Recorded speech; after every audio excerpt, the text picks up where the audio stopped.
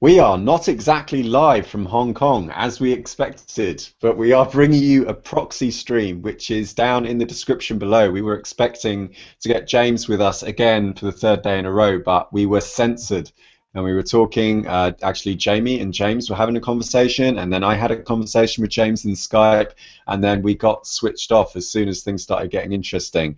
So at the moment, we're just watching the live stream that's being broadcast from Occupy Central from the Apple Daily website that a lot of people have been tuning into, 27,000 viewers at the moment. And we've kind of been just talking amongst ourselves whilst we're waiting for James. We're still going to be here. James, if you can hear us, we're going to stay online for you. And if you get a chance, please just dial in. But something, Theo, you were saying that was quite interesting is that in a way, now that all of these alleged weapons have been shipped in by the police, all of a sudden it's galvanized even more people to descend on Hong Kong. And one of the things you were saying before we came on air was that you fear that this might be too centralized now, that actually the police have got the protesters right where they want them in one place. Yeah, I mean, that happens a lot. I mean, it's symbolic that they're holding one area. It happens a lot in different kinds of demonstrations that happen. A lot of places have a symbolic area that people occupy, and that's good. But on the other hand, eventually, you know, the governments have military, and they have, the police is a military force basically too. So, and if they really want to, if push comes to shove, they can move them. And I was saying that maybe there's another interesting place that could be the new occupation area that you can switch to, so you can flow a little better. It sounds easier than it is to do, of course, and there has to be some kind of communication because you also don't want to have too many groups separated. That's also something that the cops will try to do sometimes, is separate groups out of the big mass. You say, okay, this is the, I don't know, they maybe say, oh, this is the more militant section, let's kind of, cordon them off, or this is this culture, these guys kind of stick, the students are all together, let's just rush into the middle and, separate them. That's also another tactic sometimes, but I don't know, maybe, I've never been to Hong Kong, so I can't say. Maybe there's a port they could go to, maybe there is another symbolic area. Maybe they could all go back to the park where it all started. Who knows? Instead of just laying on the ground and letting vehicles run over you, which it might come down to. I hope it doesn't. I'm not trying to say that's on the ground. I have no evidence that's happening right now. But if it came down to it and they were shooting rubber bullets at everybody, I mean, you could stand there and sacrifice yourself, or you could say, okay, let's go occupy another area. I mean, that's what they're not a guerrilla force, but that's what guerrilla forces do. They don't go head on against the enemy that's clearly more powerful to Well, them. and remember, Theo, here that the example is Gandhi, right? That Gandhi had a long, sustained independence movement in India. It doesn't have to happen all in one day. And if it looks like you're going to get totally stomped, you should go home and come back tomorrow. The key is organization. If they can do this once, they can do this again. And like I'm sure we all saw on the BTC China Twitter feed this morning, this is the beginning of the Chinese national holiday. So they need to get their shoppers in there. So this is, I think, why we're coming to a head here. Well, this is the last day, actually. So their opportunity to get the shopping in is pretty much gone now. This is the last night, and about right now is the deadline for the government to step down, actually, and then the students were threatening to start occupying buildings, which I think is an unnecessary escalation. But this is a Twitter stream from earlier from James, and this is where he was asking Jamie and Anonymous Press what was likely to be inside of these boxes. And Jamie, you were saying, well, we can't really tell because, of course, they are ammo cases, but those cases are used to store other things too. Yeah, here we use those cases. Originally, they come from the military, and they're used for 5.56 millimeter rifle shells for, like the M16 rifle, M4 rifle, things like that the U.S. military primarily uses for combat. But generally, those cans are recycled and used for storage because they're really good waterproof cans and have a nice seal on the top. And if you bring back that picture, Chris, um, you can see by the way he's carrying it, if you assume that that box is filled with ammo cans all the way down, there's no way a man that size could carry that much. Because ammo cans, one of those ammo cans would weigh about 40 pounds, which is, almost 20 kilos. So you would say there would be almost over 100 kilos in that box. So that guy is just walking around carrying over 100 kilos like nothing? Yeah, he's pretty strong if that's filled with ammo. I mean, that's about 220 pounds or 200. Right. I mean, you can walk around with that, but he's got to be pretty strong. So that's what I mean. You can tell Right. you could maybe get an idea if it's full of ammunition by how he's carrying it. I mean, if it's full of, something else, it won't be as heavy. And that's why I was kind of saying it's probably not ammunition by the way he's carrying it. And they probably could assumption to think something else is in it. But judging by all the other military cans and stuff, I saw things for rubber bullets and things like that and other riot gear. They are obviously ramping up because they're expecting some sort of confrontation or are expecting to defend an area.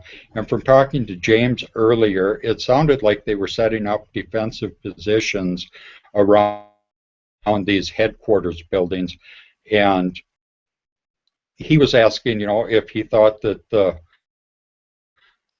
people were going to storm the buildings or what. And I'm like, well, I hope they don't storm the buildings because that's going to pretty much end up in violence and not going to turn out good for anybody. It would be better off to just go home. And it'll give the Chinese government to respond with even more aggression in the future as well. And as Tom says, you've got to pace yourself with these things and not try to overachieve too much. This is the letter that was sent, I believe, to the Chinese government, or at least Li Weilung anyway, earlier on. So I've tweeted that out on my Twitter at Mr. Chris Ellis, which you can check out there. So apparently he studied that. I was then watching his response, but only in Chinese, so I didn't really understand it on this live stream here. And of course, because we've been online, we're not able to get a translation right now, but I'm going to work on that. So we're still waiting for James. We have been talking to him throughout the afternoon here, UK time. But then as soon as we tried to go on air, we lost contact, which is kind of a bit convenient. Yeah, and like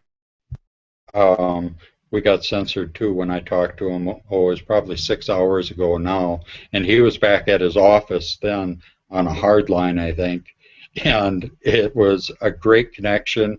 We had a perfect signal or a perfect Skype connection, and as soon as we started talking about this stuff, we just got instantly cut off.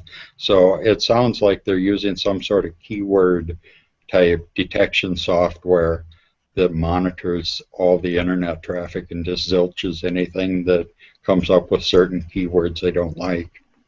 I'm not exactly sure of the technical solution, but perhaps we could use a VPN or something in the future to have a private encrypted tunnel so we could send this kind of information through. This is just, we can't do it now, but something we'd have to develop for next time. Yeah, that would be a good solution. Well, that's what makes me wonder how that main live stream, Tom, on your screen is coming through so clearly. I don't understand how they're doing such a good job of that, unless that's state-sponsored. I mean, we assume it's from Occupy because that's what the website says it's from.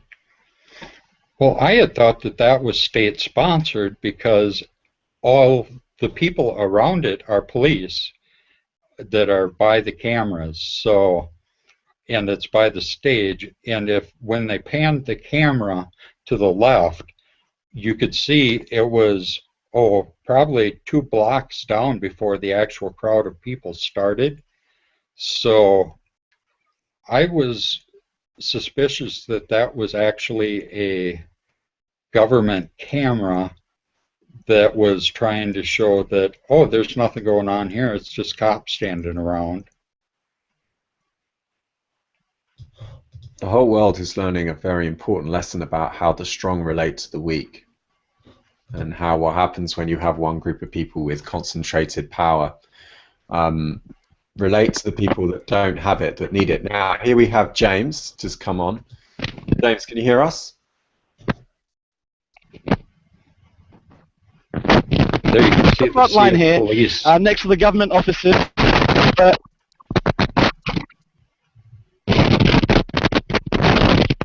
Right out. Oh, you're all scratchy again.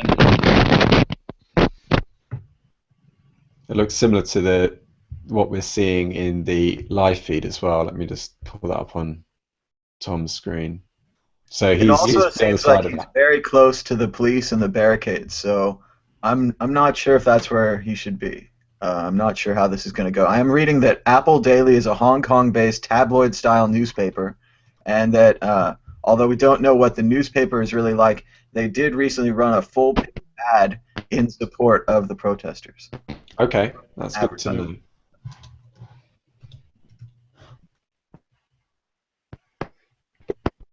But yeah, you could see in James's feed there, it was just kind of a sea of police. So a friend of mine on Twitter just asked me, how is the Hong Kong situation related to Bitcoin? Oh my God! Like, in what way is it not related to Bitcoin? In what way is it not related to personal freedom? Yeah, but it's an interesting question. You know what I mean? I mean, I just said that, you know, we know James from Bitcoin. You know, already. People are going to stop thinking about Bitcoin like it's a purely financial thing. That's the problem here. It's not a purely freedom begins with security, and like look into Bitcoin and look into cryptographic primitives and look at the way Satoshi just picked up well-established, understood cryptographic primitives, some of which have been around for 20 years, and just put them together and went, look, when you put these tools that you've all been using all this time into this sequence, look at what you get. You get digital scarcity. You get a way of communicating value over geography so fast, so efficiently that it would allow people everywhere to have their voice heard, even if they're really, really poor, because all you would need is this minimal set, this minimal ability to create a message on the blockchain with plain text. Yeah, and I also said, and also from the financial point of view, I said, we've already talked about it earlier, you can support people directly anywhere in the world very quickly financially with Bitcoin, and you know the governments can't censor that. They can't freeze the accounts. You know, money is speech. Money is speech. It's a form of media. It's a way of communicating things. Just another form of speech. But the problem is that people just like you. What you've ended up with is this kind of class of people that have just geared up and just said, okay, well, the only form of speech that's really valuable is the kind that we're really good at manipulating. Okay, and then everyone just believes them. And that's not true. There are many nuanced, different kinds of communication. Change itself, nature is change, and it takes on many different forms. And ideas come from anywhere. They can come from the slums of Rio, or they can come from East London. It really doesn't make any difference. And just privileging one group of people, a dynasty over here, over this group over here, is entirely arbitrary. So yeah, the Hong Kong is absolutely relevant. You also have to remember, sociologically speaking, a lot of people that were into Bitcoin originated, like I did, from the Occupy kind of protests. So a lot of us heard about Bitcoin via Occupy. And that was back when Satoshi actually didn't want Occupy to get involved in Bitcoin, because he didn't want, or she didn't want it to get too popular too quickly, because it was so vulnerable back then. So that's why we're covering the Hong Kong things, and obviously James is supporting. But this is all part of the same movement. And also, Theo, today was it today we had the announcement that it's going to be free to have higher education in Germany now? It's going to be free? That's what I heard. Angela Merkel. It was pretty much free for a while anyway. What happened was each little state, or whatever you want to call it, was regulating it, and some of them were charging. And then what was happening is that the people were just registering at the neighbor state and just going, like, traveling an hour to be and they could still be registered as a student and get the benefits of being a student. And so they were, there was a lot. So now they have to be free of charge. It looks like, yeah. And what happened what's was, this? The universities? yeah, yeah. But I think it's a little more complicated. They don't have to accept everybody, so that's another issue. But it is, yeah, it's an ongoing topic. I mean, it's good and bad.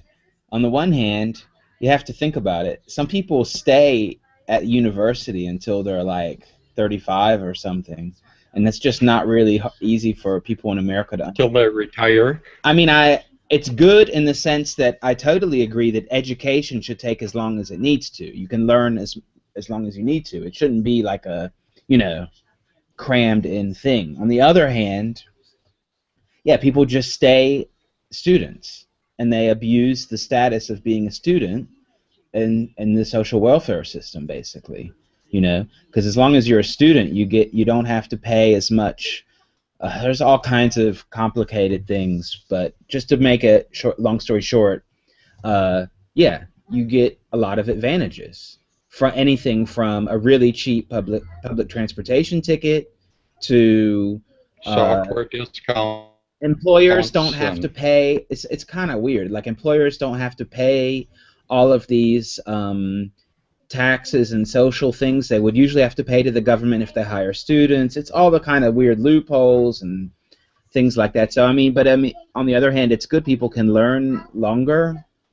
I don't know. I have mixed feelings about it. I see a lot of people. There needs to be more discourse in the market. Like the way markets work is that people come together and they start discussing their needs, and then you get surplus capital being matched with unmet needs in that market. Someone goes up and they make themselves vulnerable and they say, I need this. And then someone else says, oh, you need this? I mean, I've got plenty of spare if you want. Like, yeah, someone should just ask, really. Like, here, have it. And then they agree some barter or exchange. Now, they could just do it for favors. They could just do it for reputation. Maybe they just do it because they don't really need it anymore, and it's more trouble than it's worth to sell it on the open market. It doesn't really matter. The problem with university is that people get locked in, and then they get shut out from the real world, and then they get this really synthetic understanding of how things work. And then when they eventually do get jobs, companies don't like them because they have to untrain everything that they were taught at school, retrain them, because actually the biggest thing you have to learn when you start a new job for the first time is you have to learn how to do the job. It's not even doing the work, it's how to use the email client that they use. It's how to use the customer relationship management software that they use. And fitting in with the people at the job. Fitting in with the people at the job. Like yesterday I was at Google Campus, one of my favorite places in the world, yay. And it's just full of people pretending to be friends. They're not really friends because they're all vying for a finite amount of venture capital funding. And so they're all really enemies, but they have to pretend like they're friends, otherwise the whole place is insufferable. And they end up getting into these really tense arguments. There's kind of weird arguments that people don't have until they do, and then when they do, it kind of blows up. So there's lots of these kind of tensions where it's like, we know we're kind of duping our customers by giving them this free service, but all we're really doing them is putting them on creating what's called a dependency, make them dependent on your product, and then take it away from them. You're essentially getting better and better at psychological manipulation. You're creating something, sinking lots of investment into that, then being like, oh shit, I need to get my money back, and then you're now invested in tricking other people into using your products regardless of whether they do, because your initial thesis, let's say you come up with an idea for a technical product 2 years ago, you then sink 2 years of your life and a whole bunch of money into it, but 2 years later it's not relevant anymore. That trend, that social media trend, maybe it was taking pictures, maybe it was checking into different shops and bars and places. It was trendy at the time, but by the time you got your product to market, it wasn't really relevant anymore.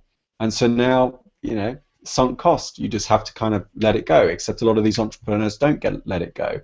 They end up getting stuck on these blogs. These blogs tell them stories about how Mark Zuckerberg made it to be a billionaire, and this is how he did it, and this is how you can do it too.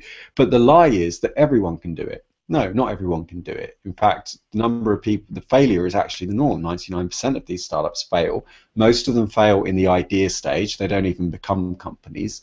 The ones that become companies start amassing debt straight away because the first thing they do is they get the logo, they get the branding, they get the website, the domain name, and by that time they already are running losses. And so then they have to trick a load of people into buying the product. Now, what happens if that product doesn't, it's called product market fit. The product needs to have a market fit, right? And the other problem with this kind of approach to running a market system is that you start to commoditize things like water, for example. So you take an abundant source like water, you put it in a bottle, you brand it, you package it, and you sell it. But wait a minute, we all need water to live, it's a life essential, and now what you've just done is you've taken something that was abundant on the planet and that people just used to be able to get for free, and you've made it scarce, and now you want me to pay for the privilege?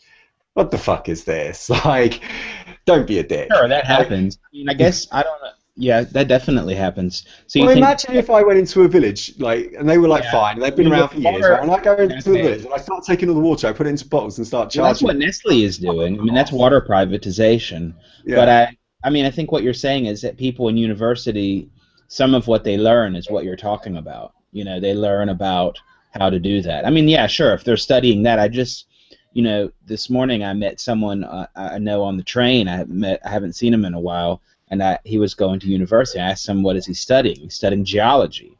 And I said, well, that's really cool. I really like geology. I never thought of studying it. I'm really interested. I have like rocks and minerals here. I like rocks. That's cool. You know, I like looking at them. It's kind of like history, you know.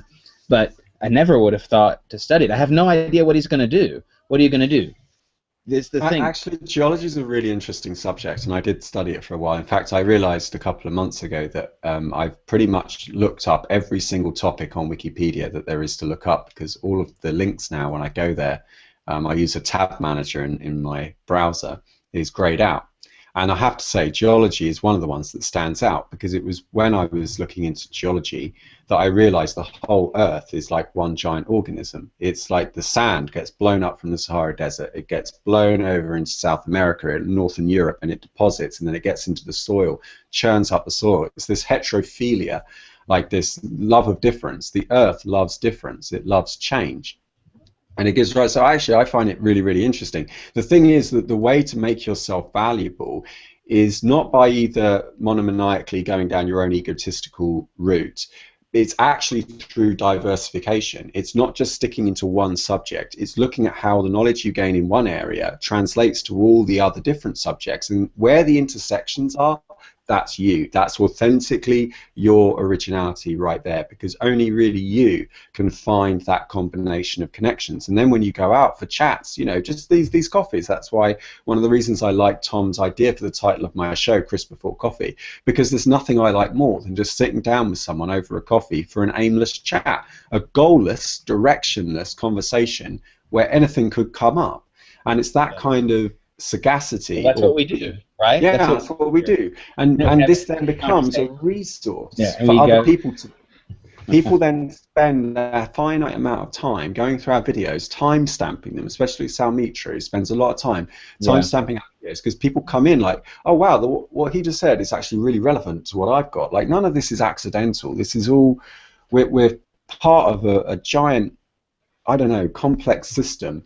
And to presume like you know what it's like to be on the outside of that system, I think, which is what you do when you play central banker or when you try to have these kind of top-down controls. I think it's really just about belonging to where you are and just try to be as true as you can in the localized environment that you're in, rather than constantly trying to intervene in international affairs. That's why I really like it when I see Jamie talking to somebody, you know, 2,000, no, more than that, 6,000, 7,000 miles away, giving them advice on what might be in that ammo can. Yeah. So check it out. Yeah, Some of the live broadcasts are not working for me from Germany. I like some of the saved ones. It looks like that have already been uploaded, but the real live one is not even. You can't get it in Germany. I guess the Germans are censoring it now too. I don't know. Right. Probably more than likely. It says it's not available. There you go. Because of The Rhineland. You know, whatever license problems, of course, like YouTube always says. So, but I think Tom was showing it, right? Isn't that what you? Because he's in the land of the free and the home of the brave. Right, exactly. So there you can do other stuff. Land of But I Starbucks. can't see if any. I can't really. I mean, Sunny I'm watching his California. screen right now, but I can't really tell what's going on. I guess we've lost James. Yeah, Should we we've check lost his Twitter to James. see what he's saying? Maybe I can check it and see if he. Hopefully, hopefully he hasn't gotten arrested or anything, Hmm. or worse. I'll check his Twitter one sec. Well, it But says. yeah, I had a No, question from a friend of mine on who or how many universities will close if they don't get money from tuition and such, since university is a money-making entity. You mean in And America or in general? in general. I have no idea. But yeah, they are taxpayer supported at a base. Plus, I don't know how, like in Germany, how are they for sports teams? I They know don't here have in sports teams. Wisconsin. They don't have that. You know, it's like totally foreign. Okay.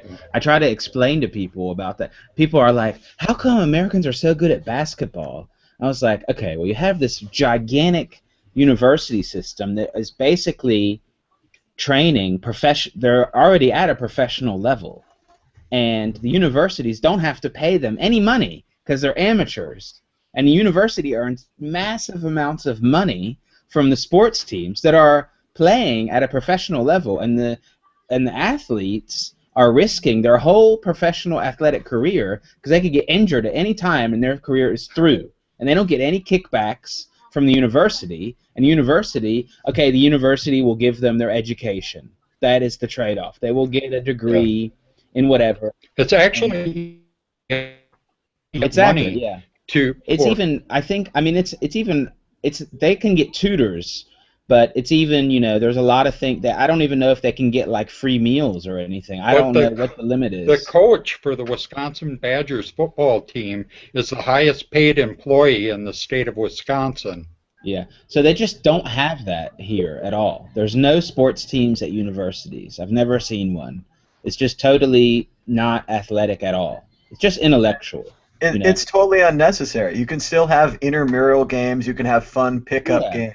But there's Yeah, no but reason for the university system to subsidize the minor leagues of baseball, football, basketball, etc. I agree with that. Yeah. I mean, I'm not Yes. saying the university system here is good or better or anything. It has its own issues for sure. But the sports thing is not existent. It doesn't. That's not a tradition at all. You know, it's more of a tradition to be a student for 10 years.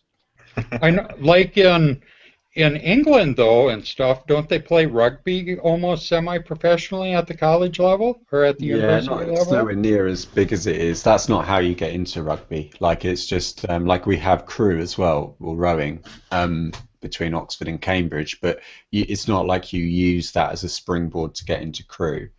It's I just know, something that like they do. Manchester United. I always hear about that. That's some great Yeah. fucking football team that, and that's all I know It's about it owned is by a couple of Americans now, or at least it was when I last checked. I'm not really into football, but yeah, that's my is that dad's a football team.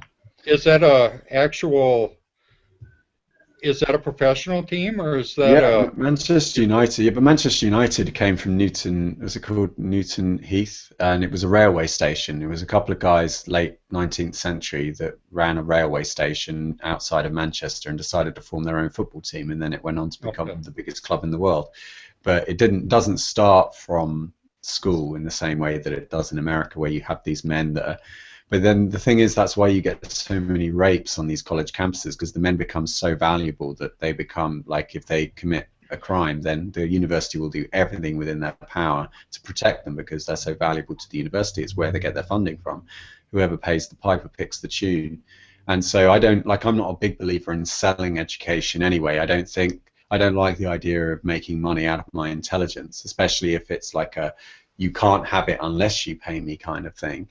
And that's what I really resented about advertising, because it was full of very smart people, but these people were selling their intelligence for quite a lot of money and then putting most of that money up their nose.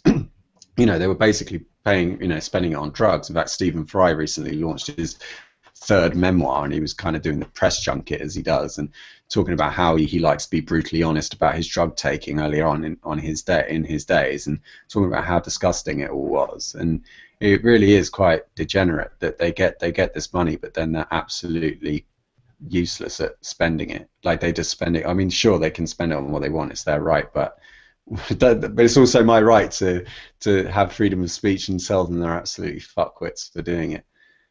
Like it doesn't go back into anything. It doesn't get reinvested in anything. It just gets squandered. It gets reinvested in The drug market, sure. Which if it was unregulated and if it was on Silk Road. Sure, but it's not, and unfortunately, it gets used to prop up, massive. Like I said, like why don't the police go raid an ad agency? You're going to get plenty of drugs to lay out on the table, and you don't have to go after these dangerous drug gangs. But they won't do it because these people look too civilized. They wear shirts, they wear suits, and they talk like a proper person, so that's okay apparently. Go to like the actors and actresses to find a shitload of drugs I've been there. to those. Yeah, I used to work in the film industry. Used to go to those all the time. It was full of all that. But they're the aristocracy, so it's kind of okay. Well, Hong Kong education. Yeah. Yeah. Well, I'm sure they have universities. Poor James. Yeah, they do, but And I don't know what you're allowed to You learn. can even learn in English. I think you don't have to. Oh, going to Hong Kong is amazing as an English person because all the roads are named after admirals and things like that. And then you go into the buildings and they've got regular plug sockets, 3-pin British plug sockets. And then the first time I ever had high tea was when I was in Hong Kong. And so I come downstairs on a Sunday, it's 4 o'clock and the bell starts ringing. They start bringing out these scones and tea. And I'm like, my granny does this, but I've never done this. Like, I'm English and I've never had high tea before. It's like this really old tradition in Britain that nobody does except for our grandparents. And all I remembered was my nan doing it when I was little. But I obviously you don't drink tea when you're a kid, so you just kind of sit there and have a scone or something. Mm. Don't eat the sugar cubes. Eat the sugar cubes, yeah. But it's so surreal to be in a country so far away from the one you're born in, and they're actually adhering to the customs more than your country does, just because your ancestors colonized them once. Very surreal.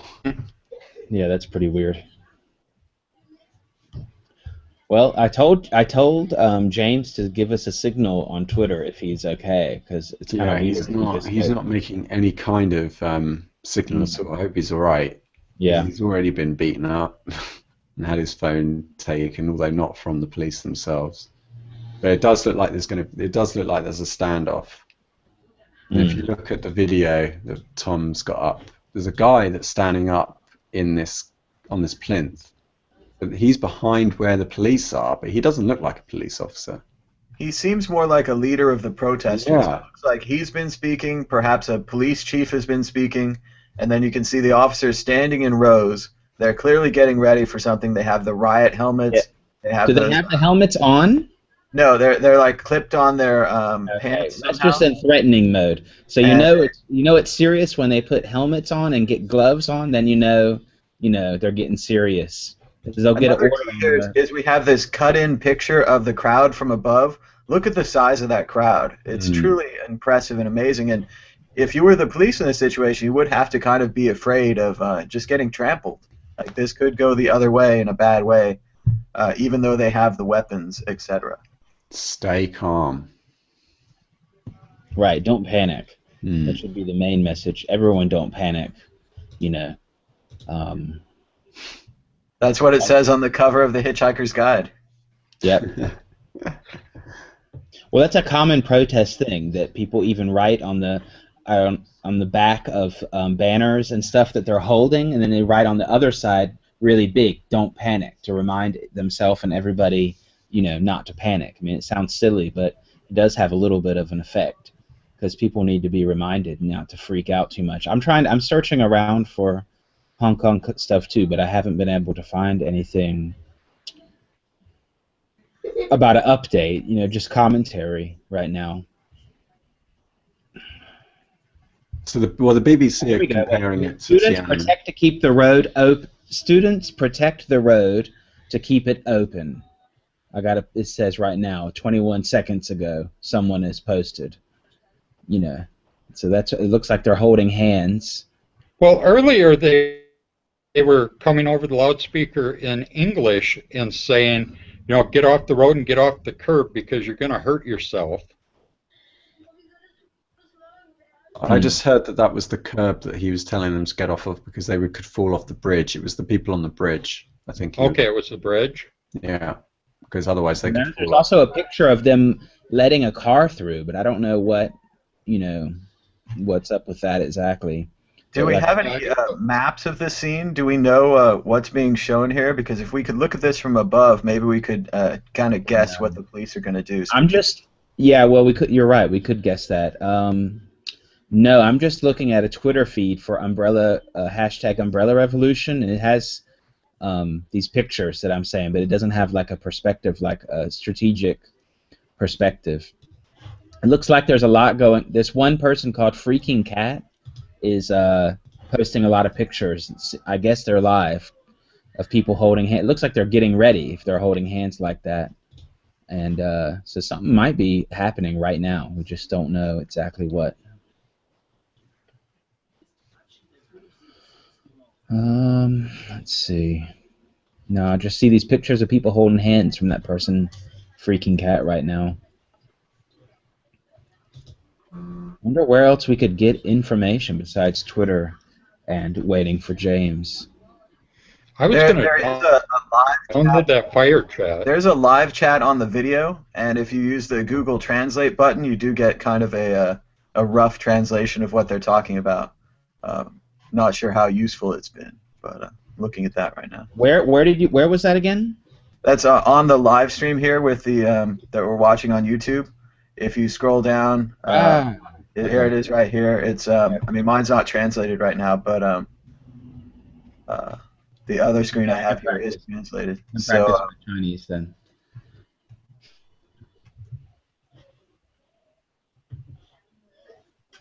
It looks like I'm not allowed to see that either. I'd have to like get a proxy going or something. I've got it up on my screen. Yeah, well I can't read. Oh, you got it. Okay. Well, that's cool that it's just translated like that. Yeah, but I think there's a lot of shills in here. Like somebody saying that Thailand is the mother country. I think that was just a joke. Yeah. No, I think maybe Thailand is. There's definitely some trolling going on in this box as well. Oh yeah, but there is always trolling that goes on in these types of boxes anyway. Yeah, we had people watching we had Chinese nationals watching the broadcast yesterday and trolling us.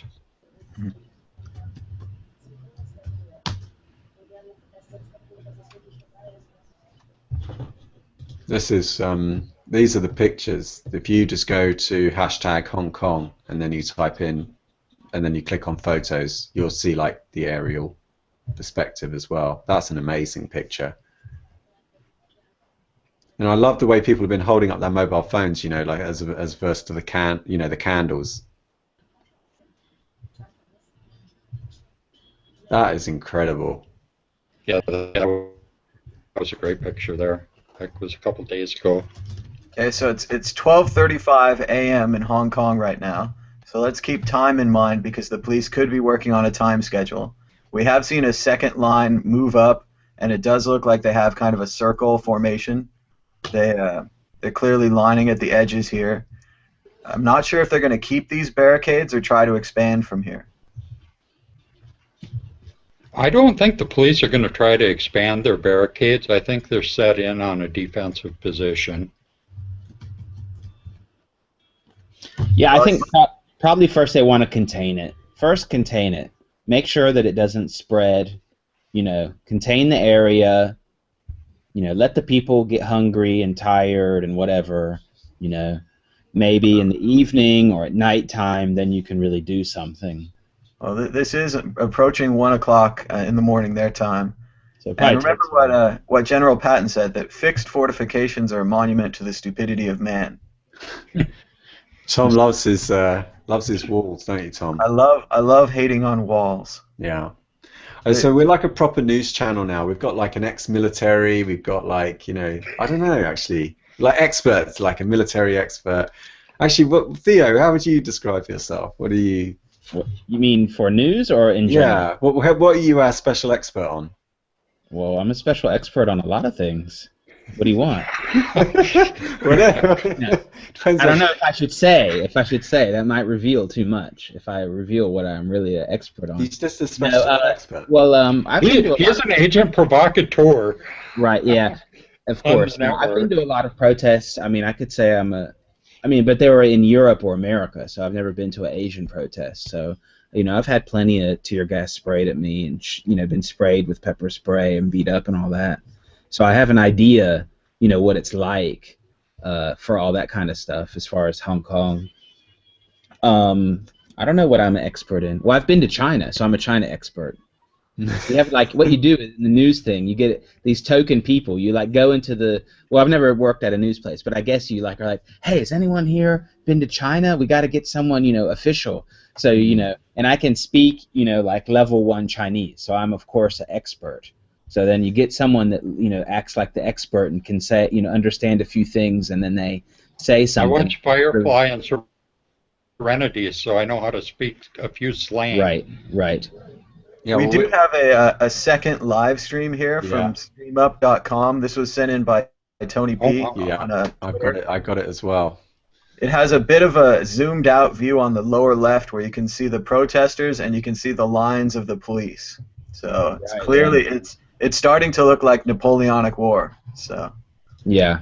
So Well, it kind of looks Tom's like a professional expert on historical wars. Well, it's more like actually. I always compare that to Greece. It looks the police get into kind of a phalanx position, with the shields and stuff. Kind of like in Sparta, the movie with the shields. Theo's our movie expert. He can give us all the history about how. And I'm also a history expert and a language expert, and because I can speak English and German pretty well. And I can speak little bits of a lot of other languages, so I'm also the language expert. He's our linguist. Oh, I can order a beer in a bunch of languages, probably 5 or 6. So that's pretty good. Are you half American as well? What's the American accent going on? I'm totally American. I've been living in Germany for about 14 years. Right.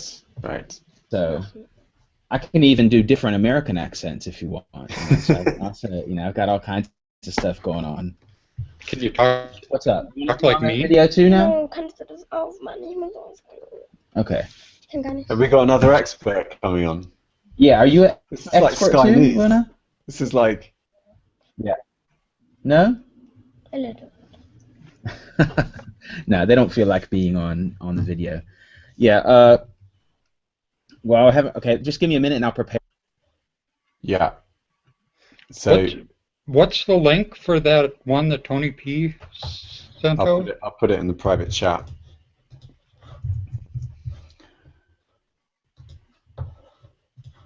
That's streamup.com/activistworldnewnetwork. So actually not that hard to type if you're just typing at home. And Looks like they've got some Bitcoin donation addresses. Mazacoin, Litecoin, Next. I'll tweet that one out too to the folks. You hardly ever seen Mazacoin listed first like that. That's Yeah. The Native Americans. That was the Native American coin, right? Yeah, it famously went down, I think, 80% or 90%. What, you mean like every other cryptocurrency? They go up and they go down. Yeah. They mostly go down, though.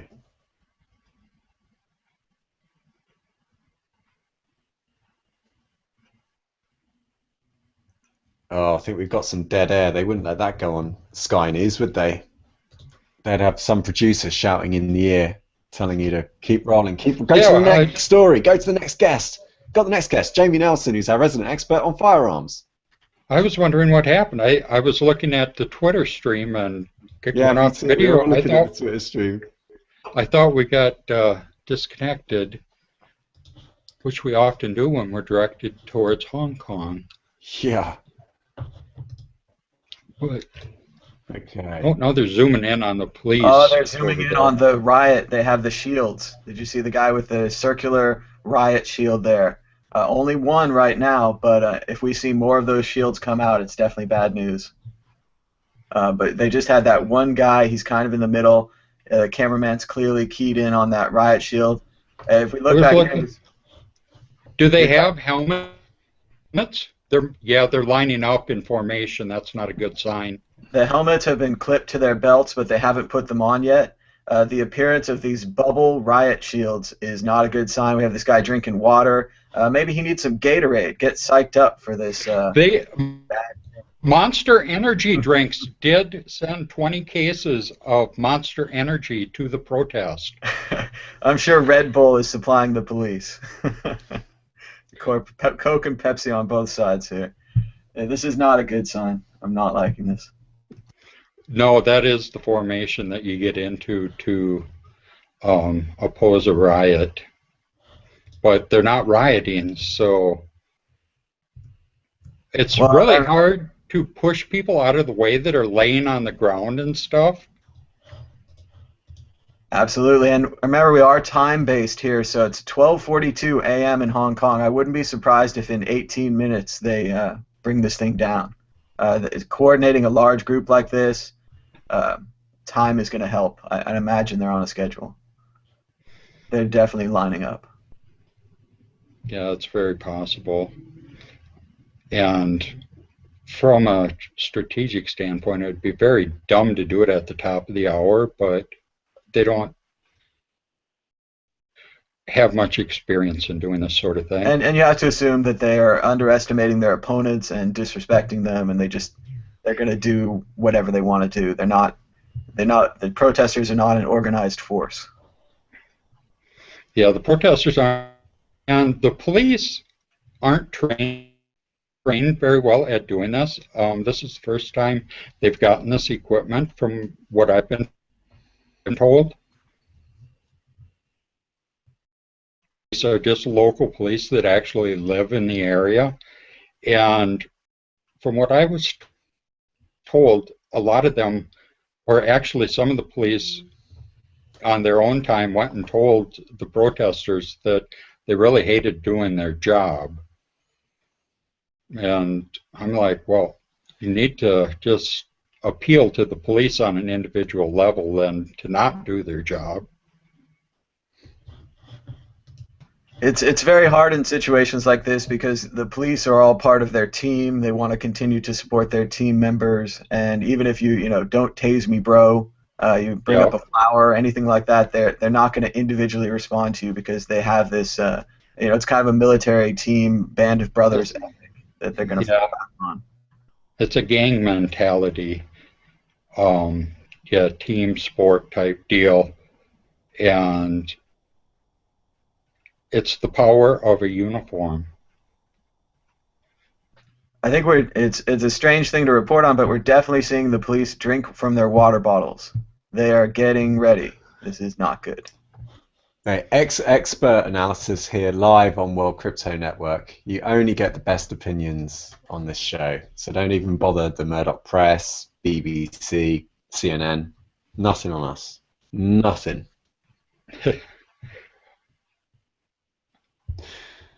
And from the location geographically, Hong Kong is near, I think it's on like the 19th parallel, so I don't know what the actual weather is there, but I know it's quite warm. Yeah, it's very muggy. And it's very muggy, and it rained yesterday to beat hell. So it's going to be very sticky and stuff there, and carrying riot gear and everything is going to be a very sweaty and cumbersome task, and a person can get dehydrated quickly, so that's probably why they are drinking so much water.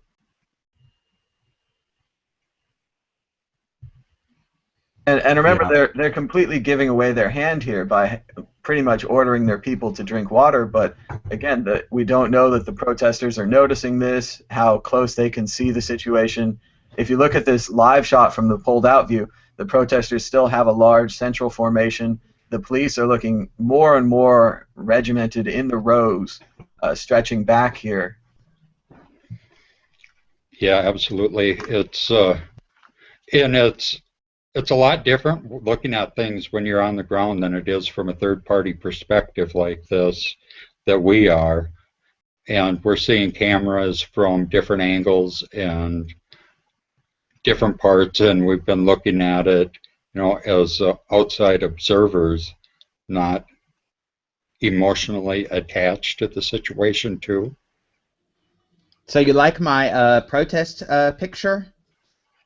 See me? That's me posing in front of a German water cannon to prove that I'm an expert. The black is very anarchist, Theo. Yeah, I was extra. black I didn't happen to have black on that day, but I just thought I've got to make this picture extra, hardcore black bloc looking. And you can't see, but the hat says "I love Frankfurt." It's kind of a joke. And also, if you look at the detail, the guy in the water cannon is like sleeping because it's been such a long day for him. But I got some other really good ones where we're posing in front of these like tank kind of things, and it's really. We do have a weather update from Hong Kong. It's 82 degrees with 24% precipitation and 86% humidity. So as Jamie said, it is very humid there. Dehydration will be an issue for the police and the protesters. What's that in centigrade? This is American, whatever. Not European. You can't. Oh, it doesn't have. I can. What was the temperature again? 82. 28. Or 28 degrees centigrade and 82 degrees Fahrenheit. So pretty comfortable, except for the humidity. Humidity is going to be rough. We have some possible rain coming in the next couple days. Well, when cops get dehydrated, they don't think right, and they start getting in more expertise. Nuts. Get kind of antsy. No, I think that it's going to be really interesting because this crowd is not one that's really provoking the police. In Europe, you get the standard thing. There's always a front line. They kind of egg the cops on a little bit, and it goes back and forth, and maybe they even push and shove a little bit. But it seems here like they're really well behaved. Like James was saying, they clean up their trash. And they're really, really trying. They're doing a good job of being composed and peaceful. Polite protest. What now? A polite protest. Right, a polite protest. And, probably the cops are getting bored, and they probably just have to stand there a long time. And, like, give me a fucking chair. Yeah.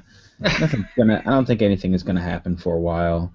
But like I said, worst case, there's some, provocateurs that go... there's some provocateurs that get into the crowd and start, egging the cops on like that. I mean, I hope that doesn't happen. And remember, with the Ferguson protests in the U.S., all it took was a Molotov cocktail thrown by the protesters or perhaps by a provocateur, and then the police were ready to go and do whatever they wanted. So a single football, a single bottle thrown at this point could be all the justification they need. Yeah, that's it doesn't right. take much to spark it, and they're at the ready. And it's highly unlikely that they're watching this now, the protesters. But if I saw this kind of a situation, it might be time to go home. It might be time to back off. Come on, don't be a wimp. No, I'm just joking. Live to fight another day. I mean, you've seen the Gandhi movie. There's a point in Gandhi where. No, this is exactly. Yeah, wait a minute. I can agree with you. I don't know. We can talk about Gandhi another day. I'm a little critical of some of the stuff he did, but that's a whole nother episode. But what I wanted to say is that he was in the British Army. But that's exactly what the police are doing right now, Thomas. They're just showing their force. They don't have the helmets on. They're just standing there, and they're like, okay, so what do you guys want to do now? Okay, you're all right. I wouldn't say run away, but you could say, okay, what are we going to do? Are we going to, stay here, or are we going to, go occupy something else? Are we going to go home, like you said?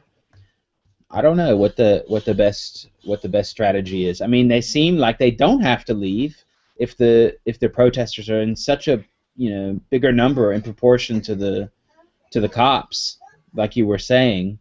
Then they probably don't have to go anywhere. The cops are probably just seeing what's going to happen, and maybe they're looking for like the so-called leaders and seeing if they can isolate them, and try to see if there's one they will negotiate with, kind of like how the British government did with Gandhi. No, I'm just joking. And And you know, I think that's probably what's going through the police chief's head, or whatever the head of the Communist Party in that region, or whatever, whoever's responsible. They're probably going to look for whatever authority figure they can find, and see if they can, get to them, and see if they can kind of manipulate them to get everyone to go home.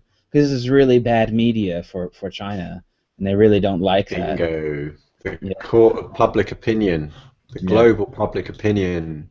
And this was on Quartz yesterday, where they said there was a really kind of the headline is Beijing just sent a chilling message to Hong Kong's umbrella revolution, and it sounds as though they're feeling threatened.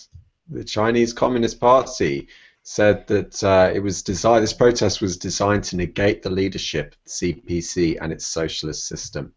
It's all about power, you see. Whenever you hear a politician speak, it's always in relationship to their power. It's never about the merits of the work they have in front of them. It's always to talk about whether or not they're going to be in power, whether or not they're losing power, whether that threat is coming from within the party, whether it's coming from another opponent party. In fact, even in political science itself, there's a joke, which is that your biggest enemies aren't in the opposition party, they're from within your own ranks. That's actually a joke, and they say this joke to one another and they laugh at it because it's true, but then they don't think, actually, we're a bunch of shits. Why don't we just, leave the poor people of this planet alone and let people get on with it? It's kind of sick, when you're in a job and you even acknowledge to one another that you're frauds, and then you still carry on doing the job anyway. You still turn up the next day. I don't get it. I don't understand. Does that make sense? I'm a bit overtired at the moment, but Gotta pay the mortgage. Job is a job. I don't know about that. See, I don't know about that. If you can't make yourself useful in the world, I think at some point you just got to go, you know what? This ain't working out. I've got nothing to contribute. No one's getting anything from it. You've got all these people that have got some great ideas, but they're starving. They can't make it. I'm going to fall on a sword. I'm going to fall on a sword, everyone. I'm going to do the right thing. I think that's what you got to do. But they won't. What they do is they just devour more and more. And it's just like, but the thing is, like, okay, don't even fall on the sword, but at least make some concession. Is it really necessary for you to be claiming expenses for millions of pounds a year for extra homes and a duck pond and all the other things that our parliament was claiming expenses? Is it really necessary to take it that far? Okay, so like Stephen Hawking or somebody, I guess you could say he carries his weight by his intelligence or whatever and is able to communicate. But say his computer breaks down and he can't communicate anymore. He can't, he isn't going to be able to get around. If we lose electricity, he isn't going to be able to communicate. Are you saying that he should just fucking die? No, and it certainly isn't for anyone else to make him die either. I agreed after I said it that was a bit harsh, that they should. He is a very intelligent guy, and he has performed such a great duty to the human species that I would personally pay to keep him alive. I'm all for that kind of meritocratic or even voluntary style system. Like, that's why I've tried so hard to display my capabilities publicly, so I can say, look, someone out there is bound to like what it is I've got and want to remunerate me for it. But I can't see the case for why any of the current politicians that I see in our parliament really deserve to have duck ponds and 5 houses and all of this excess rich. I mean, sure, a house, one house, maybe, sure, okay, they don't deserve to die perhaps, but they don't deserve the excess wealth that they have. That's what I'm talking about. I don't. The issue here in I don't America is think that all the police officers have boats now, so they have to keep their jobs and keep their raises and everything so that they can pay for their boats, so they can go speedboat on the weekend. Privilege. I don't think it's my place to judge anybody by what their possessions are. It's up to each individual to own what they please to own. But, I mean, I can speak to what their career is, and if they make their living by oppressing people, I don't agree with that. But so we've had the Conservative Party conference here recently in the UK, And these politicians get on TV and they do the interview. They don't know fuck all about what they're doing. Half the time they're caught out because they get the figures wrong and they keep saying, I've got to go back, I'll have to check on that. So you never get a straight answer. They never answer the questions from the journalist. They've been briefed before they go on air by their spin doctor PR person to just pump one message. You've got one thing to say, just keep saying it over and over again, regardless of any question asked. I don't know why people show up for this shit. Why do we even pay attention to them? That guy on TV is offering nothing. He literally adds nothing to society. Why the fuck do we put up with it? Well, for one, I don't watch that shit here. All I have for entertainment on my TV is Netflix off of my PlayStation and YouTube. I pay no attention to any mainstream media. But millions of people do, and they put them into power. What I'm saying is he is taking up valuable resources and space that we could But isn't that up to each individual to make up their own mind, though, on what they watch and what they entertain? All we can do is educate them. On the other line, there's somebody we seem to have a young man speaking into a microphone. He seems to have a couple of microphones. I'm not sure if he's just talking to the camera there or to the protesters. Looks like he's got one of them is a loudspeaker. I forget the right word. Megaphone. So he's got a megaphone. It's a 17-year-old guy. Yep. So something's going on. I'm not sure. I would guess he's probably telling them to go home. I'm not sure. But he's definitely making an impassioned speech either into that camera or to the crowd. Obviously, we're not going to have a live translation. I could turn on the sound, but it's not going to make any sense to us. But definitely something happened. We're 2 minutes from 1 o'clock here. So if we're on a time schedule, we'll be going in 2 minutes. Yeah, that's a 17-year-old young man, and apparently he's been part of this democracy process or organization on his campus for 2 or 3 years.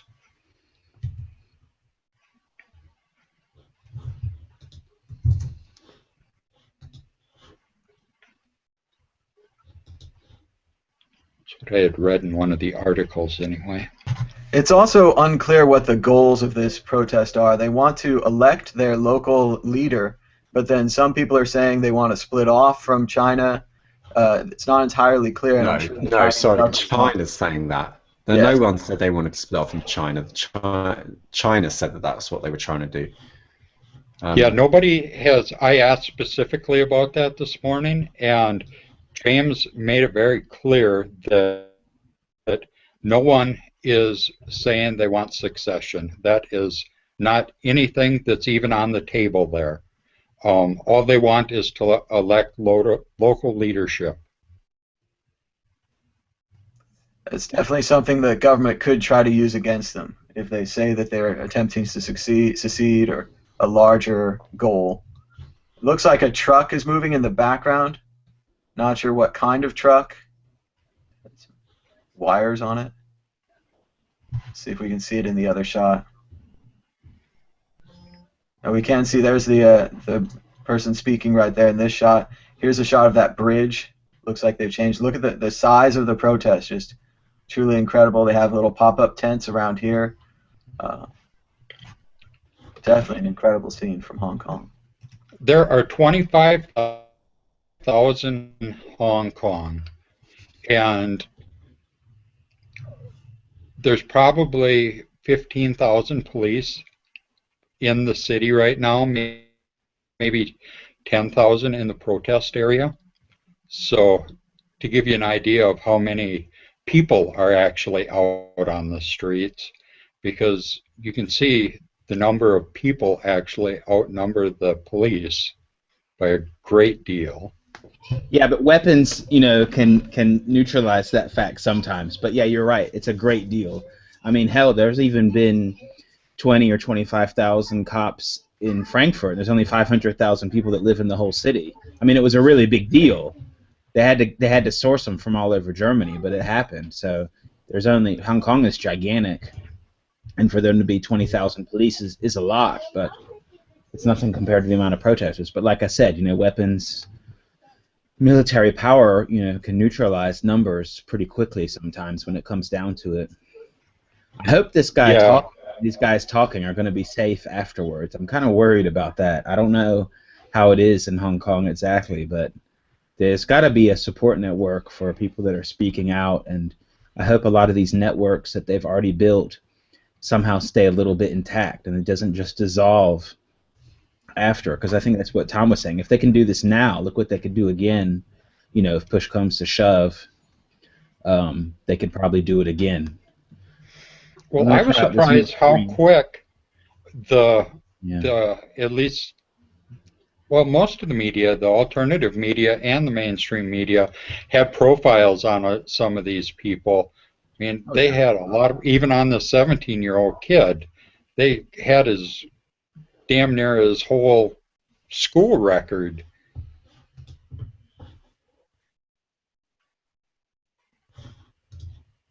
We have a different speaker now. Also looks like a young kid. The youth are clearly leading this movement, and It he would has be the cool. megaphone and the microphone. That's not. It would be cool if we could get the records of like some of the police chiefs or all that, and like we could look at their whole school record and stuff and see if they got A's or whatever, because they can look it up on us. There was a story that the hacktivist group Anonymous has taken over several Hong Kong websites today and may or may not release emails and insider databases of government officials. So we could be seeing all of their dirty laundry very soon. Hmm. But I know there's kind of a falling out between the two factions of protesters. There's the Benny Tai faction, who is a professor at the Hong Kong University, and then there's the faction of the students. And the students are kind of pissed that this professor tried to take over the protests from the students or something. Something to that effect. I'm not sure of the actual details of it, but they're not exactly united. I think this whole thing is getting really interesting, and it's a whole other dynamic because during the whole Tiananmen thing, we didn't have any contact to anybody really. Now it's a whole other world. We're able to do all these live streams and all that. I mean, it's giving such a different dynamic to it. I mean, and I only had the idea to compare it because of the news here, but I don't know. I mean, it seems pretty big. They want similar things, I think, and yeah, now it's different because everybody's watching.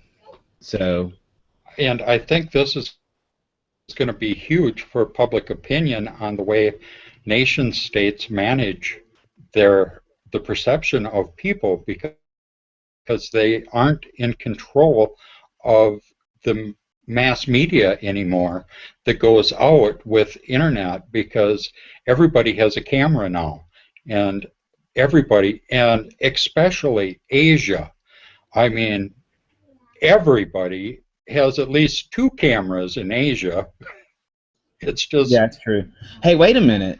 Aren't they asking for democracy? We need to intervene. Where's the military? hey, I They're not mean, enemies of Israel, dude. It's fine. they were asking for democracy. They're on the street. Then the American military needs to come and well, make there's accusations that great. I the mean, that's U.S. the whole State idea, right? Department It's is for involved in democracy. this. What now? There's accusations that the U.S. State Department is involved in this. Maybe. Yeah, there are accusations. I mean, of course, It's China. been vehemently denied by James. Denies that he Yeah. has heard anything of it on the ground. He says he's seen no visual aspects of anything Well, I mean, of the sort or anybody talking of it. there could be agents or whatever, supporting it, Yeah. gathering information. It doesn't mean necessarily that it's staged from them. I don't see Well, that. I haven't. America has an incredibly large clandestine services. You have to assume that some of the material being provided to them is coming from us, the umbrellas, the food, the supplies, and just in general, monitoring the situation. We have our hands in all the pies. I wouldn't believe that there's a pie we don't have our hand in. Yeah, that's true. Yeah, it would be interesting where are all the supplies coming from and all that stuff. That's true. I think that someone reported that some of the tear gas grenades were made in the UK. Yeah, of Which is, course, you're doing really well right now if you're making weapons because there's so oh much yeah, conflict in the world. I mean, you are raking it in. You can, that's the stock to have. You know, if yeah. you're Oh, if you've ever seen the movie Lord of War with Nicolas Cage, it's yeah, a that was really good. fantastic movie. It's based on a true story too. Yeah, that was really good. So I don't know if there are like, protester mercenaries that you can hire, like if you can like order up a bus full of, I mean mercenaries is pretty hard. I meant like, shill protesters, order up a Yeah, bus, if I wonder how much that costs. And say, okay, you guys, look, look really innocent or be aggressive or whatever. I mean, I'm sure it exists. But I mean, that's so many people. That's, I think, what James was saying. He says, I haven't seen it, you know? He says, I've just seen average people, and he hasn't noticed, what they do is they just go into an area and kind of just get locals whipped up into a frenzy and just take a group of them in there it could be part of it. We don't know for because sure. It's really hard. I'm these the clandestine agents are very charismatic and know how to manipulate people so they can go in and Hey, I think I saw Westerner on the screen. yeah, Yeah, I but agree. I agree with you, Jamie. I mean, like, I'm just saying that we don't know either way. All we know is what different media sources are their story, and of course their story is shows their interest. I don't think that the so far we're getting a real good independent look at it. Of course, yeah, China. I Mhm. haven't seen any proof either way that there's any foreign involvement. Um, all I've seen is accusations, but I've looked at their so-called proof, and it's all circumstantial and stuff from people's past associations and shit like that. But from the sources on the ground there and things, there's no proof that there's any foreign intervention involved with this whatsoever. Yeah, I think there's a lot of racism on the blogs. I'm just going through some of the mainstream media's responses to the speech by CY Lung when we came on air, and they've just started posting up their articles. And yeah, you've got some shills out in full force. Down with the white rats who want to destabilize Hong Kong, because apparently it's all about skin pigmentation. Skin pigmentation, of course, is a massive indicator of the subtle, complex nuances of your character and your belief system. I didn't know if you knew that you can actually use skin pigmentation as a shortcut for learning all about someone. So you should definitely go try that out. That's been Oh, doing us yes. very well. It's been serving us really, really well for hundreds of years. Bring back I slavery. understand I'm a cracker. Yeah, I don't get how you can. I don't understand the moral argument in favor of autocracy. Like, do they really believe it themselves, or are they secretly saying to themselves, "Yeah, no, this is bullshit, but fuck it, we're all having a good time, aren't we? So let's just keep it going, guys." I mean, is there intellectual honesty in a dictator, particularly a destructive dictator who wants to control other people? Or do they actually believe it? Do they actually embrace that intellectually, that argument, going, yeah, yeah, no, I really am superior to these people? Um, hmm, I don't know. Oh, James is Skyping me. He is saying we are still censored. They didn't censor that anyway. Yeah, I don't know what the deal is with the racism. Um, it's easy. I kind of remember when I was young, I used to work with turkeys and stuff, and the baby chicks, we'd have to separate the black ones from the yellow ones because the yellow ones would pick the black one to death just because it was different. And I don't know if it's just uh, an instinct thing that people just, and anybody just automatically takes up a stance against something that's different. Yeah, it's But pattern matching. And lots of, in evolutionary biology, we've seen species that survive the longest are the ones that are best at making the most predictable patterns in the environment. So if you locate a pattern and you say, okay, I'm able to draw a distinction between where the tree ends and the ground begins, and I'm able to do all of these things, if you can make accurate predictions about the future based on the patterns you noticed from your memory in the present, then you tend to survive longer. But the problem with humans is that we take this to the extreme, and of course we turn constraints into variables too. Animals do it to some extent, but what we've ended up doing is creating alphabets and complex written languages that can transcend generations, so that culture ends up kind of being this way in which, like Umberto Eco says, that culture is the way we relate to infinity. It's the way we relate to things outside of our generation. But culture is not necessarily your friend. Remember that nature doesn't really give a shit about your culture, its dramas, its wars. Like, it will just send in a hurricane, or it will just have that volcano explode. Mother Nature's a cunt. But she's always beautiful. I mean, nature is never, it's always very grandiose, and it's always very magnificent in its kind of beauty. So James is saying in Skype that they've only got 2G access at the moment.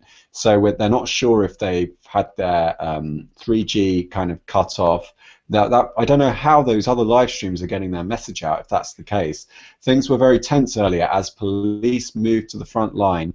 Then things escalated when people started jumping onto a highway. There are running cars. The crowd asked the people who jumped to come back. So sounds like he's right actually there on the front line right now, and he's only got 2G access, so he isn't able to bring us any pictures. The police over the megaphone announced for them to come back, or things may escalate. That would explain what was going on with the shields being raised earlier. I'm going to ask him about the shields. One sec. Someone else take over. I'm just going to fire him some questions. Police and governments get really nervous when you start blocking their highways like that. They get really antsy, because that's some serious stuff. That's not just, blocking a shopping district. That's a real, transportation artery, and they get really nervous then. So yeah, they start to panic because they're, oh no, we can't get our trucks through, we can't get our cars through. And we saw the reports the other day that they were saying, oh, they're not letting emergency vehicles through, and that can quickly sway the public perception of what's going on by, oh, they're not letting ambulances through to help the wounded or whatever, when it really wasn't true that was happening the other night. But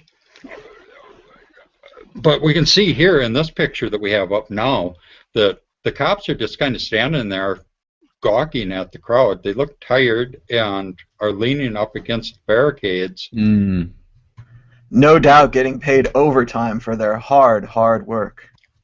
Well, with new money as well that's being printed. Have you seen China's debt at the moment? Also, James is saying that the guy that was standing up, the 17-year-old student, he was asking people to come back as they jumped over the barricades, and then he was saying that they then announced that the student protesters wouldn't do anything the police weren't going to do, right? So it's a standoff situation at the moment. Everything is calm again. And the protests have said that they're not going to do anything that the police aren't doing. So as long as the police stay where they are, the students are going to stay where they are. And it's just going to be a sit-in. Yeah, I kind of doubt that anything is going to transpire above what's going on right now. And he's also saying that things are very peaceful, and that they've asked that they peacefully cooperate with the police as a gesture of goodwill. So, I mean, this is role model protesting, and it puts politically, diplomatically, it puts China in a really tough spot, because you don't want to be seen as the aggressor to the outside world. This is all about perception. This is all about the way this comes across to people all across the world. And Jamie, you were saying about the proliferation of digital cameras. I'm a photographer. I first started taking pictures when I was 5, and I've always had a fascination with photography, light, time. And I'm telling you, this is something that I think governments didn't. James is with us. Oh, we got James. Let's have a look at what he can see. Sounds again like it's going to be a dodgy connection. Let me see if I can get rid of our thumbnails.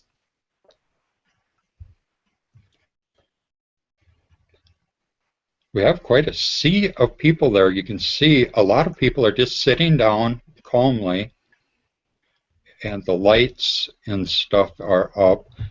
You know, it looks more like they're there for just listening to a concert or something, not... Mm-hmm.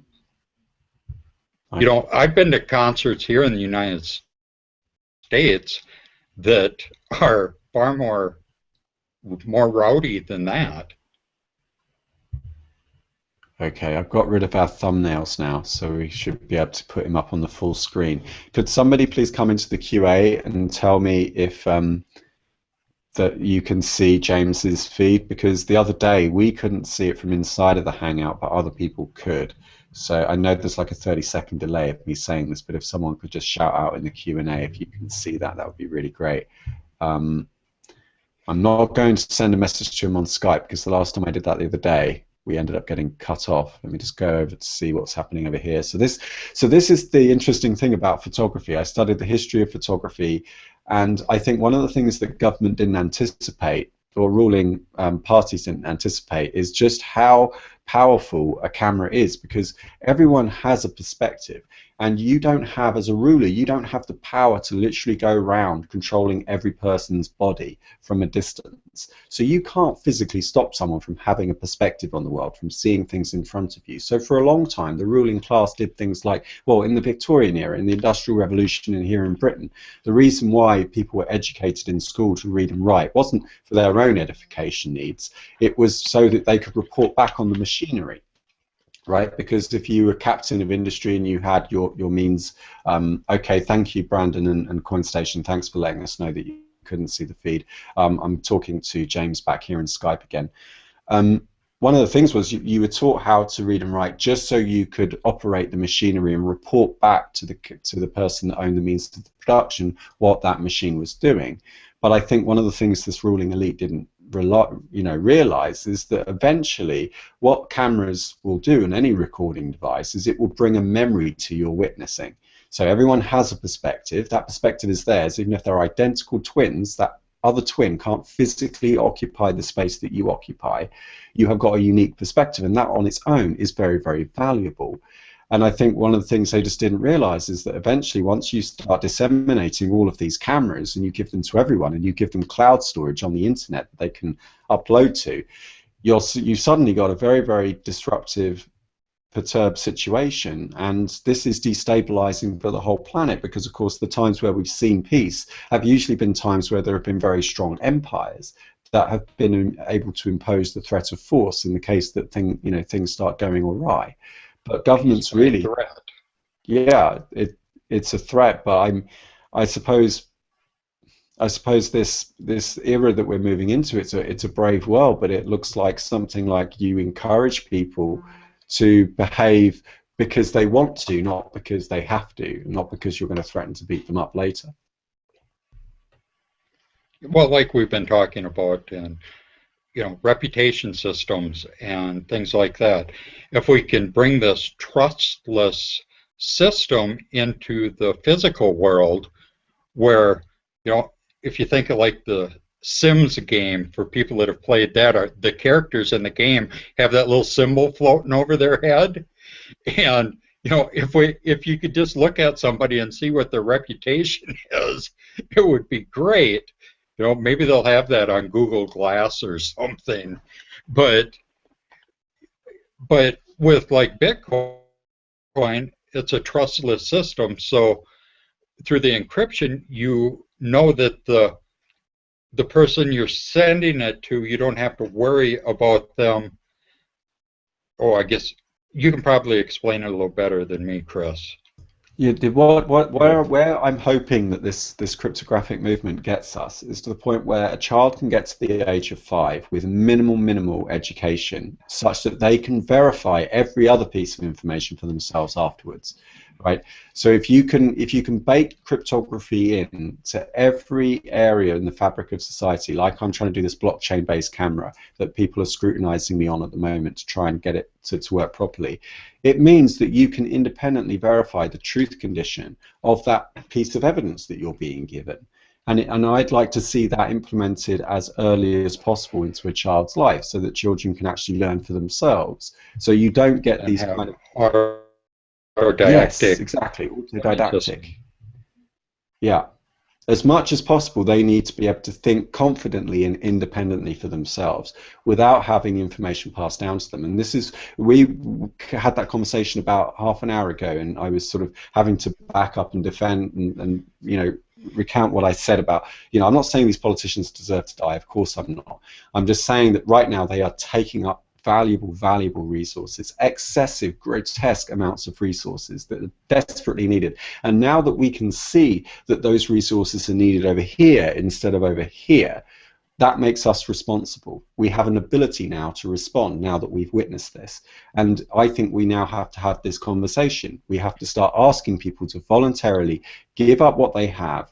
But I don't know, by perspective, that's what markets are. Markets are conversations where people sit down and go, look, do you really need the 5 houses? Maybe just 2. Is that okay? Like, I mean, how bad is it really going to feel? And this is the problem that Epicurus spelled out, where you get this hedonic treadmill, where people just keep elevating their living standards, and they're not thinking about the wider costs. As I get more wealthy, other people often, not always, but often, end up having to suffer as a result. But now that I can see that, what does that behoove us to do? What should we do with that information? Because if you ignore it, all you're really doing then is you're underpricing the cost of the social impact that it's going to have, and then you get uprisings, because then people no longer have an incentive to keep you in the position that you're in, because of course your power didn't come from thin air.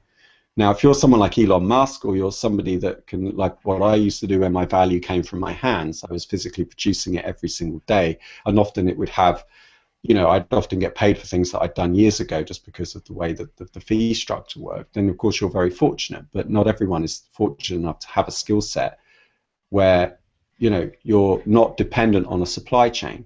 In fact, none of us are completely independent, of course. We all have benefits, people that, things that we take for granted.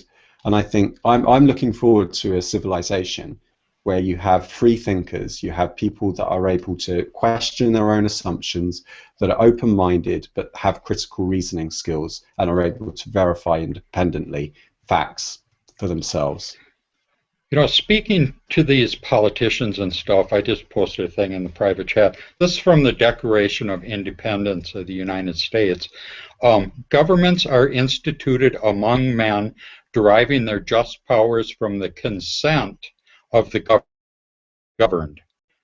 Just about every constitution on the planet for every country has something to that effect in it, where the governments get their power from consent of the governed.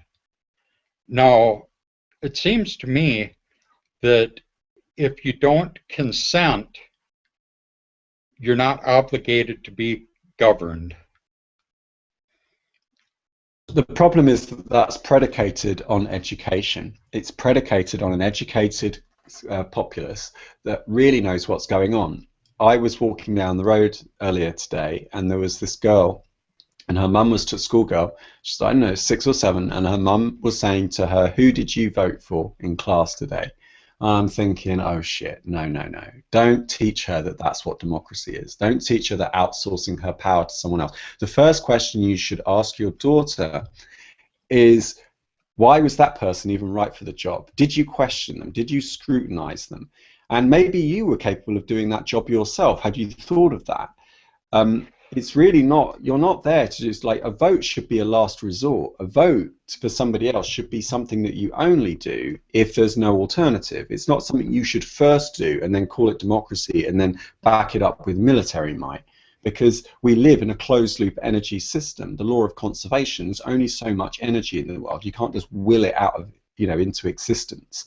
And the Yeah, we problem, have, I mean, the government makes our roads and stuff. Why don't I take my car to the courthouse to get my oil changed then, or get my tires rotated and things like that to get car maintenance done? I mean, it's the same concept if everybody, but there's yeah, private I see what you mean, but services. the government really wants to monopolize the key pinch points. They want to monopolize the bottlenecks, the infrastructure that you cannot live without. Everything else just gets taxed with value-added tax or sales tax because they Right. can't literally maintain every single thing. That's how the Soviet Union just wasn't able to sustain itself, because you've got a distribution problem. The argument against this, a lot of the time, is the problem if you start distributing government down to the level of the peer is what happens when you get batshit lunatics that start to do things and then it gets out of control and you can't stop them because anarchy, right? And you've got no right to stop them. And this is, I think, I am broadly in favour of a lot of the arguments I've heard coming from you, Jamie, and from others in this community, because I'm fairly new to anarchy. I'm literally only been into this now for about a year. So I'm still learning, and I'm cautiously learning, and I like it, but I still feel like there are some tough questions that need to be answered. And also, I don't feel like this is a choice either. I feel like this is probably going to happen whether we like it or not.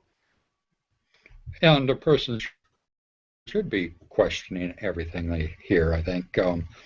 I wouldn't want anybody to just say, oh yeah, fuck, that sounds good, let's do it, and then not understand what they're getting involved in.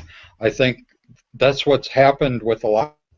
I mean, even as far as voting goes, oh yeah, I saw a sign in somebody's yard, so I'm going to vote for that person? What the fuck? I mean, that's how people judge their voting here, based on signs they see alongside Yeah, the yeah, yeah, road yeah, and yeah, shit yeah, like yeah, yeah. that. It's all mimetic. It's all memes. They're memes. Those posters are just memes. Look, someone else that looks like you is going to vote for that guy. You should too. And this is what I mean, that it can't be the consent of the governed. If the governed are uneducated and are being patronized and treated as robots, they're acting like robots. You are acting like a predictable number in a spreadsheet that was forecast by an analyst, a quantitative analyst prior to this going ahead. They knew what you were going to do because they hired some behavioral economists to go through the numbers with them and say, look, if we spend this much money on attack ads, then you will get this many people at the voting booth. And that's why when elections happen, it's not about the issues. It's not about the day-to-day technical grind of like, this is how we solve child poverty. This is how we put this person on the other side of that wall to keep them safe at night. It's all about power and how many people are winning in the votes and which college is going to get elected next. And they've got the charts and they've got the little ticker things, and when they get up to debate, they've got the popularity charts, you know, those things, especially in America, they're very popular because Yeah. everyone in the audience has a ticker.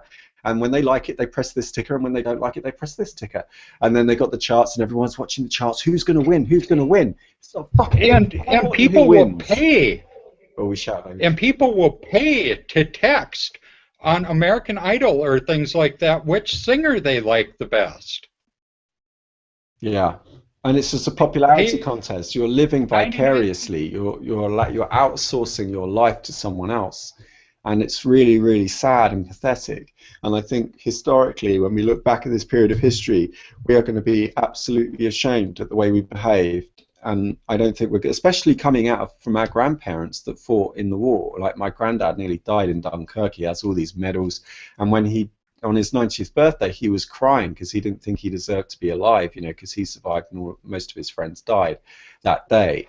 And it's just really tragic that then that generation of people that made all those sacrifices, rationed their food, shared bars with their neighbors, you know, all this stuff that I think our generation would gawk at, like, no fucking what, don't take my beer off of me, you know, don't take my latte away, don't take my iPod away. What do you mean I can't have art? There's a rubber Do you know shortage? what I mean? You fucking kidding Like but what me? was weird was that generation of people that I grew up listening to these war stories and all this stuff. I don't want to romanticize it or anything. I know that Britain and America weren't exactly saints during World War II either. But for that generation of people to be followed by the baby boomers who then invented advertising that then gave rise to the ambulance chasing legal profession, that then gave rise to the corporatocracy, that pretty much stole a lot of their ideas right out of the Mussolini fascist playbook, but then just distributed it and installed it within their own companies. And apparently it's okay that you spend 2,000 hours a year, you know, inside of these kind of, and when you do talk to people that work at these big corporations, they do come out with words like fascist. My boss is a Nazi. My boss is this, that. Like, they're not, okay, it's not as literal, and it's not as, I don't want to yeah, they're kind of diminish. Snarky when they say it. Yeah, I don't want to diminish the gravitas and the depravity of World War II and what happened within Nazi Germany. Obviously, I'm not trying to say that it's comparable to that. I'm actually surprised, though, at the anger levels in most factories and stuff here in the United States, and how much people hate their bosses. I mean, literally hate. When I was working in a factory situation back in the early 90s, people would literally sit around at break times and stuff and talk about different ways they'd like to kill their boss. Like, you know, well, I want to find out. You're stealing their time, and since the internet has arrived, we have this thing now called the attention economy, because the currency on the internet is attention, eyeballs on the screen, as they say in advertising. And one of the things you notice is that you get more trolling on video social networking websites than regular websites, because your time cost sacrifice is much greater with a video, because you're more likely to stay with a video than you are with a blog. When I used to study UX, usability design, and in it you get these really cool heat maps which show how people go up and down the page. And if you watch somebody on a train, how they look at a web page, they'll zoom down all the way to the bottom of the page, then they'll zoom back up, they'll read like the second paragraph in, and then they'll start to read the first paragraph, first sentence of a few paragraphs, and then they'll just move on to the next thing. With videos, what you get is this weird temporal dynamic where someone starts watching a video, and as they start watching it, they keep watching it, and then they don't want to duck out just in case it starts to get good, so they keep waiting for it to get good, and then by the time they know what's going on, it's finished, they've wasted 6 minutes of their life, and they are angry, because the subjective feeling of that time was longer than the literal amount of time that it took. It felt longer. They then go straight to the comments and go like, you wasted my life, you fucking, you know, and they start rolling, you know, off this kind of abuse. And it's a form of murder. It's a very, very subtle form of murder, to steal somebody's time away from them, to take them away from their projects and goals, which is what you do when you take away their money. You take away someone's money, you're taking away their humanity. No, you're taking away their potential. You're taking away finance is about the way we relate to the future and our projects. And each of us have a very narrow band, a very individual idea of what the future holds for us. And negotiating those futures with other people. I just wish we'd be more honest. I've got this romantic notion that perhaps if we can just be more honest about our needs and stop trying to manipulate and hoard, and like if we can just sit down and say, right, this is what I need and this is what you need, and I'm happy to sacrifice this if you're happy to give up the control of that entity. I think that's where we're heading to. That's where we're heading to with these reputation systems. Things are getting a lot more granular. And I'm looking forward to the day where anyone, anywhere in the world, no matter where they come from, has the ability to talk about their ideas and help one another achieve their projects. Yeah, and it basically comes down to honesty and trust. And when it comes down to a no-fraud system, those things are just built into the system, and there can't be another way. So that's just the way it's going to be. I think we're going on 2 hours here. We should probably take a look here again at what's going on. Same thing.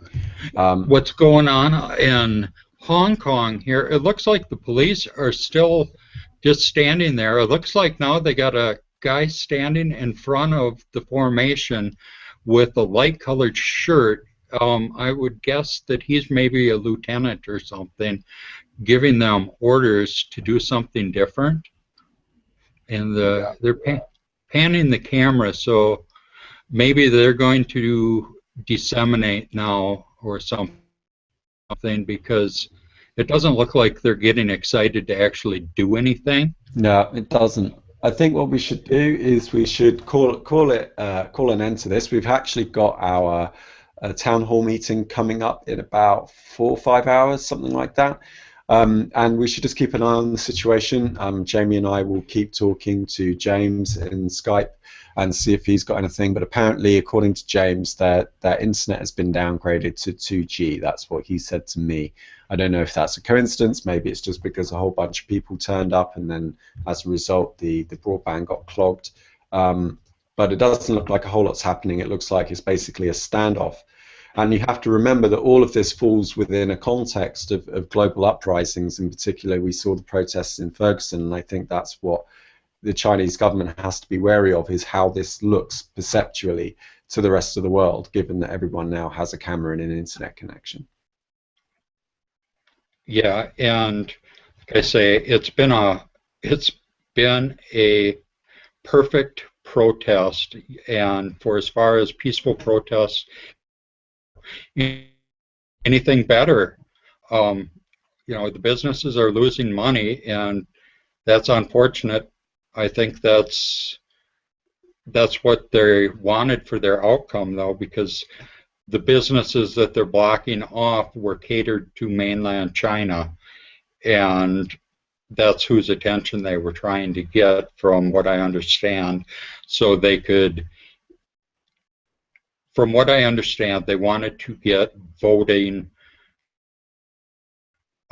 Their last election was decided by 687 votes, I think, and that's total, not 687,000 or anything. 687 people voted out of the entire population of Hong Kong, and they feel that they should have more open voting and a choice to different candidates. And this is a vote that's coming up in 2017, I believe. So this isn't even something that's coming up right away. This is a long time off in the future. So Yeah. It's all about the long term and the short term, and I think people are becoming much more conscious of just taking on those long term perspectives. yeah, so this isn't something that has to happen before November, you know, yet this month. So they thought this out fairly well, I think, and are in it for the long haul. And they can sit out there for a long time and do it in shifts. So Yeah, well, I'd just like to wrap up by saying that there seems to be some good chat going on the Al Jazeera website. So I'll put the link to this down below. It looks like we do have some intelligent commenters there. I do like to recommend that you check out the comments below the mainstream media sources, because even though they are often full of trolls, they also have some really smart people that chirp up in them as well. So I'll put the description right after we finish this video. Thanks a lot for spending the time with us today, and we'll see you in a few hours. all right, thank you. Bye. Bye.